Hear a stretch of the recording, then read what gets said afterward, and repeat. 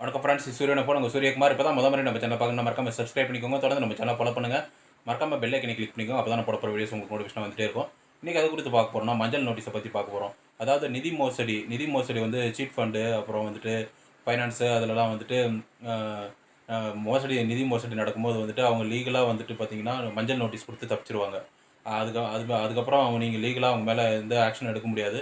ஏன்னா அவங்களுக்கு ரெஸ்ட்ரிக்ஷன்ஸ் வந்து என்னென்ன இருக்குன்னு பார்த்தீங்கன்னா, எலெக்ஷனில் நிற்க முடியாது, அந்த மாதிரி இருக்கும். இருந்தாலும் ஆனால் வந்து லீகலாக எந்த ஆக்ஷன் எடுக்க முடியாத மாதிரி அவங்க லீகலாக வந்து மஞ்சள் நோட்டீஸ் கொடுத்துட்டாங்கன்னா எதுவுமே பண்ண முடியாது. அதனால் ஃபைனான்ஸு மற்றும் சீட் ஃபண்டு அதெல்லாம் வந்து ரொம்ப கேர்ஃபுல்லாக இருங்க.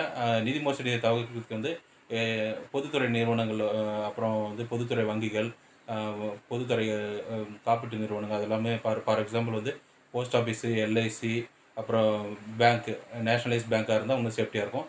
இந்த ஒரு சின்ன அப்டேட்டுக்காக தான் வீடியோ போட்டோம். அதை மட்டும் நம்புங்க. பொதுத்துறை நிறுவனங்கள் நம்புங்க. எப்போவுமே அலர்ட்டாக இருங்க. மஞ்சள் நோட்டீஸை பற்றி இன்றைக்கி கிளியராக தெரிஞ்சிருப்பீங்கன்னு நினைக்கிறேன்.